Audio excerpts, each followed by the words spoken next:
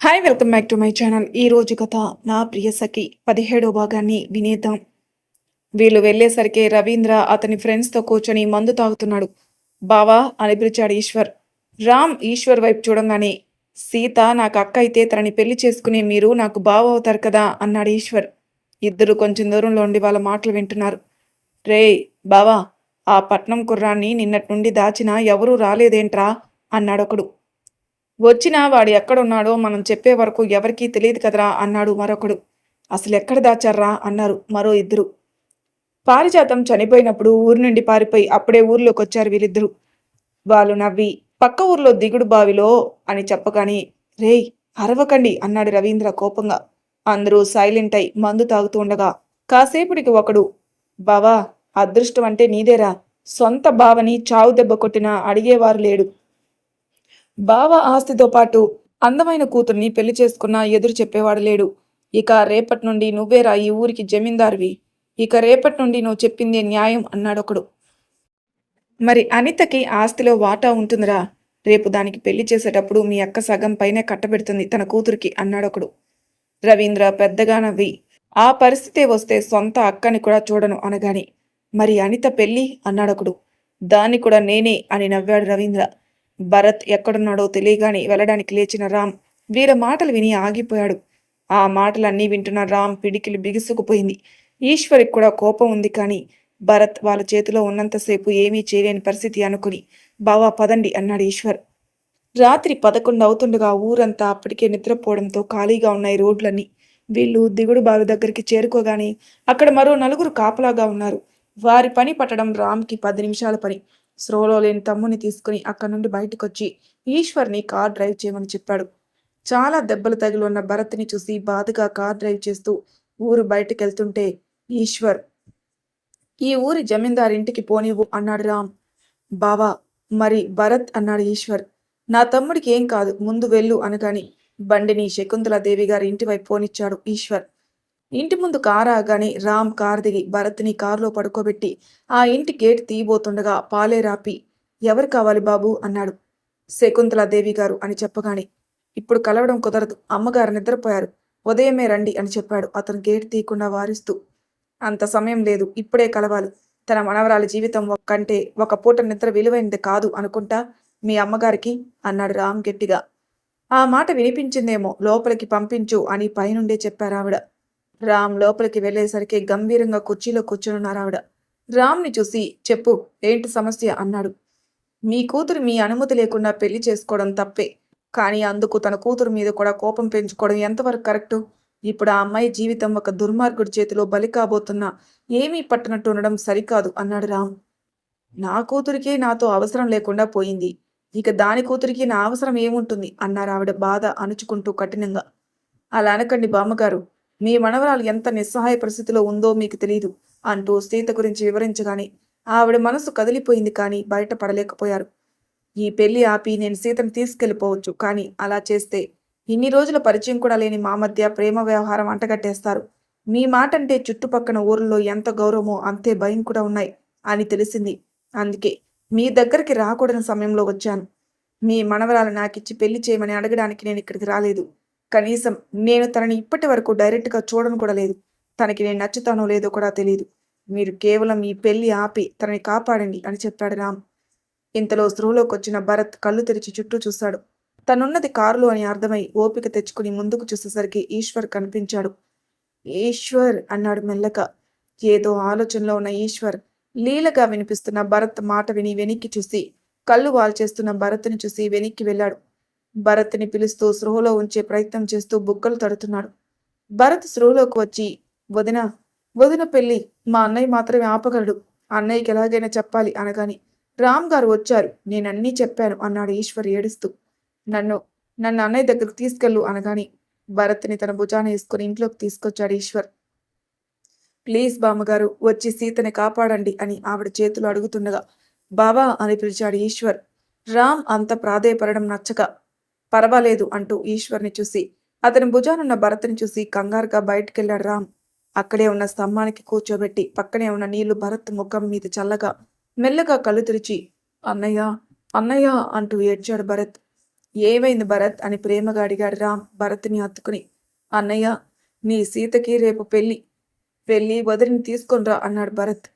భరత్ మాటలు గుమ్మంలో ఉన్న శకుంతల గారు విని బయటకొచ్చి భరత్ని ఇంట్లోకి తీసుకెళ్లి ఆవిడికి తెలిసిన చిన్నపాటి వైద్యం చేస్తూ, మీకేమీ కాని ఆడపిల్ల జీవితం కాపాడడానికి మీరు ఇంతగా తప్పిస్తుంటే సొంత మనవరాలి కోసం నా పంతం వీడనా అన్నారు రామ్ని చూస్తూ. రామ్ సంతోషంగా ఆవిడ చేతుల్ని పట్టుకుని, థ్యాంక్స్ బామ్మగారు అనగాని, మీ వాళ్ళకి ఫోన్ చేసి ఉదయానికి ఇక్కడికి రమ్మని చెప్పు. ఎందుకు అన్నాడు రామ్.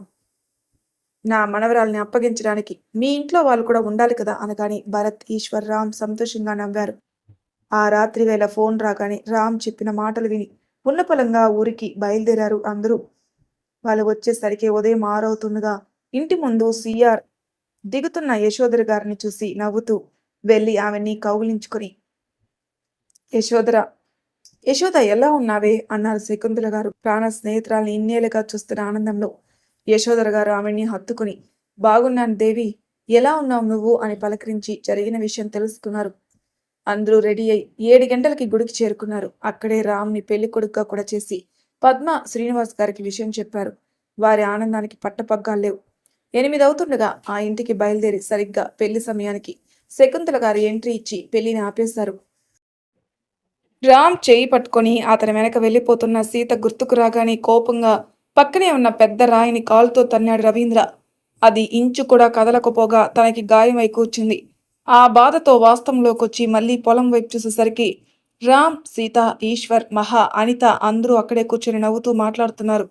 ఇంతలో ఈశ్వర్కి ఏదో పనిపడి, బావా నేనింటికి వెళ్తున్నాను అనగాని, అన్నయ్య నేను వెళ్తాను, ఇంకా ఇక్కడ తిరగడం నా వల్ల కాదు అంటూ మోకాలు పట్టుకుని నొప్పిగా అనిపించి, మనం కూడా వెళ్దామా అని అడిగింది సీత.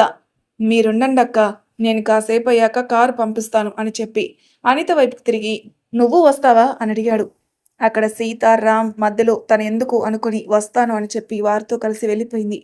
వాళ్ళు వెళ్ళగానే సీత చేతిని తన చేతుల్లోకి తీసుకుని సీత ఒడిలో తలపెట్టి అలాగే గట్టు మీద పడుకున్నాడు రామ్. సీత చేతిని మెల్లగా ముద్దాడాడు మాట్లాడుతూ. రామ్ మాటలు వింటూ మధ్య మధ్యలో మాటలు చెప్తూ ఉండగా రామ్ చేస్తున్న అల్లరికి ఎలా కళ్ళెం వేయాలో తెలియక బిడియంగా కూర్చుంది సీత. సీత పమిట చాటున దాక్కుని తొంగి చూస్తున్న చంద్రవంక లాంటి నడుము చల్లటి పైరుగాలికి పమిట ఎగురుతున్నప్పుడు కనిపించగానే రామ్ గొంతు తలాడిపోయింది. ఆ వంక అలా ఊరిస్తుంటే దాన్ని చూస్తూ ఊరుకోలేకపోతున్నాడు రామ్. రామ్ చూపు ఎక్కడుందో గమనించి చీర సర్దుకున్న సీతని ఇంకా ఇబ్బంది పెట్టలేక లేచి కూర్చున్నాడు రామ్. అతని చేతిని చుట్టేసి భుజం మీద తలవాల్చింది సీత. ఇంత చొరవగా సీత తనతో ఉండడం రామ్కి చాలా నచ్చింది. అక్కడే మధ్యాహ్నం వరకు ఉన్నారు. అప్పుడే ఈశ్వర్ వచ్చి, బావా ఈరోజు మీకు భోజనం ఇక్కడే అంట, పద్మ అమ్మగారు క్యారేజ్ పంపారు అని చెప్పి క్యారేజ్ ఇచ్చేసి వెళ్ళిపోయాడు ఈశ్వర్. అక్కడే ఉన్న చిన్న గుడిసెలో నవారా మంచం మీద కూర్చొనున్నాడు రామ్ తినడానికి సిద్ధంగా. సీత క్యారేజ్ ఓపెన్ చేస్తూ, ఇందులో ఒకటే అరిటాకు ఉందేంటి అనుకుని, సరేలే ఆయన తింటే చాలే అనుకుని రామ్కి వడ్డించింది. రామ్ ముందుగా సీతకి పెట్టబోతుంటే, ముందు మీరు తినండి అని చెప్పింది సీత. సీత తల మీద ఒక్కటేసి, ఒకటే అరిటాకు ఉంది అంటే ఇద్దరిని కలిపి తినమని అర్థం, ముందు మీరు తినండి అంటావేంటి సీత అన్నాడు రామ్. రామ్ మాటకి చిన్నగా సిగ్గుపడి నోరు తెరిచింది సీత. వెంటనే మరో ముద్ద కలిపి రామ్కి పెట్టాలనుకుంది కానీ పెట్టలేకపోతుంది. తన మనసు చదివిన రామ్ సీత కలిపిన ముద్దతో సహా సీత చేతిని పట్టుకొని ఆ ముద్ద తినేసి చిటికెన వేలిని చిన్నగా కొరికాడు. తనేమీ చెప్పకపోయినా ప్రతి విషయం అర్థం చేసుకుంటాడు అని లోలోపల మురిసిపోతున్న సీత రామ్ అలా కొరగగానే కళ్ళు ఎత్తి రామ్ను చూసింది. రామ్ కన్ను గీటి నవ్వంగానే బుగ్గలు ఎరుపు రంగు పులుముకున్నాయి. అలా సీత రామ్కి పెట్టే ముద్దలు, రామ్ సీతకు పెట్టే ముద్దులతో ఆ పూట భోజనం కానిచ్చేశారిద్దరూ. ఈశ్వర్ ఆ పూట పని వాళ్ళని కూడా ఇంటికి పంపేశాడు. సీత వాళ్ళకి ఇబ్బంది ఉండకూడదని. 100 ఎకరాల్లో ఇద్దరే ఉన్నారు. ఇక వారి ముచ్చట్లకి అంతులేదు. తినేసి అదే మంచం మీద వెనక్కి వాలాడు రామ్. రామ్ పక్కన అదే మంచం మీద కూర్చునుంది సీత. నవారు మంచం మీద పడుకోవడం అలవాటు లేక ఇబ్బంది పడుతుంటే లేచి కూర్చుని ఇది వరకటిలాగా గట్టు మీద కూర్చున్నారిద్దరు. తన కొన్ని సంవత్సరాల కళ్ళ తన ఇష్టసఖి తన భార్యగా తన పక్కన కూర్చుని కబుర్లు చెప్తుంటే కాలాన్ని మర్చిపోయి వింటున్నాడు రామ్. ఊహ తెలిసిన తర్వాత తను మాట్లాడుతూ ఉంటే ఇష్టంగా వినేవాళ్ళు. ఇంకా ఇంకా మాట్లాడమని అడిగేవాళ్ళు.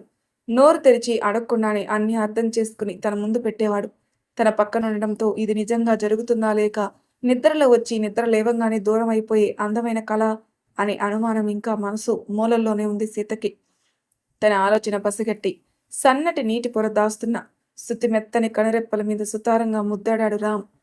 ఇది నిజమే అని తెలియజేస్తూ ఆ నీటి పొర కరిగి బుగ్గల్ని చేరగానే తన ముఖాన్ని 2 చేతుల్లోకి తీసుకొని జారుతున్న కన్నీటిని తన బొటన వేలతో తుడిచి ఉపశమనం కోసం చిన్నగా ముద్దాడి దగ్గరికి తీసుకున్నాడు. రామ్ గుండెలపై వాలి అతడి చుట్టూ చేతులు వేసి గట్టిగా హత్తుకుపోయింది సీత. సీతని తన బాహువుల్లో దాచేస్తూ తనలోకి తీసుకుంటున్నట్టుగా గట్టిగా హత్తుకున్నాడు రామ్. సీత మాటలు కూడా తీసుకుని ఇది కలగా కరిగిపోదు కదా అని అడిగింది. సీత చుట్టూ ఉన్న తన చేతులు ఇంకా బిగించి నువ్వు నేను వేరువేరైతే అలాగే అయ్యేదేమో, కానీ నువ్వే నేను వేరు వేరు కాదు సీత. మన ఇద్దరివి శరీరాలు వేరైనా ఒకటే ప్రాణం అన్నాడు రామ్. ఆ మాటకి సీత సంతోషంతో రామ్ గుండె మీద చెవి ఆనించి కళ్ళు మూసుకుని లయబద్ధంగా వినిపిస్తున్న అతని గుండె చప్పుడు వింటూ ఉండిపోయింది. ఆ రోజంతా అక్కడే ఉండి పొలాలన్నీ తిరిగి చూశారు. సాయంత్రం అనగానే వీళ్ళ కోసం వచ్చిన కారులో ఇంటికి బయలుదేరారు. ఇంటికి చేరుకునేసరికి భరత్ మహా కొట్టుకుంటూ కనిపించారు. సీతను చూసి నవ్వుకుంటూ వెళ్ళాడు భరత్. భరత్ తల ప్రేమగా నిమిరి నవ్వింది సీత. ఇంట్లోకి చూడంగానే యశోధర గారు కూర్చొని ఉండడం చూసి పరుగున వెళ్ళి ఆవిడ కాళ్ళకి నమస్కరించి దశరథ్ శరత్ గారిని పలకరించింది. ఇంతలో తన కళ్ళు కౌసల్య గారి కోసం వెతగ్గా డైనింగ్ టేబుల్ దగ్గర పద్మగారితో మాట్లాడుతూ కూర్చున్న ఆవిని చూసి వెళ్ళి వెనకగా ఆవిడ మెడ చుట్టూ చేతులు పెనవేసి నవ్వింది. కౌసల్య గారు సీత తల మీద చెయ్యి వేసి 2 రోజులకే మా మీద బెంగ పెట్టుకుంటే ఎలా అని అడిగారు. సీతని ముందుకు తీసుకుంటూ ఆవిడ ముందు మోకాలపై కూర్చొని ఆవిడ ఒడిలో తల పెట్టుకుని అమ్మ మీద కాకపోతే ఎవరి మీద బెంగ ఉంటుంది అని అడిగింది. ఆ మాటకి పద్మగారి కంట్లో నీళ్లు తిరిగాయి. వీళ్ళు అత్తా కోడలలా లేక తల్లి కూతుర్లా అన్నట్టుగా ఉంది తనకి.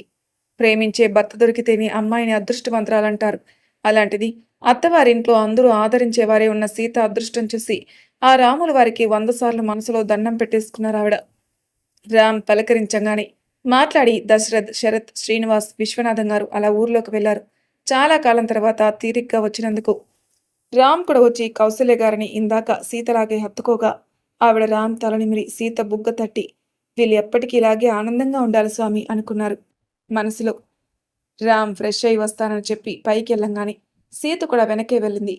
రామ్ స్నానం చేసి వచ్చేలోపు అన్నీ సిద్ధం చేసి తను స్నానానికి వెళ్ళబోతుంటే వెనకగా హగ్ చేసుకుని నువ్వు కూడా ఇప్పుడే ఫ్రెష్ అవుతానని చెప్తే కలిసే వెళ్ళేవాళ్ళం కదా, అనవసరంగా టైం వేస్ట్ అయ్యేది కాదు కదా అన్నాడు హస్కీగా మెడ మీద పెదాలతో ఆనిస్తూ.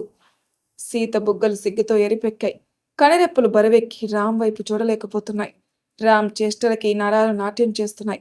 ఇంకా తన వల్ల అవ్వక రామ్ని విడిపించుకుని బయటికి వెళ్ళిపోయింది.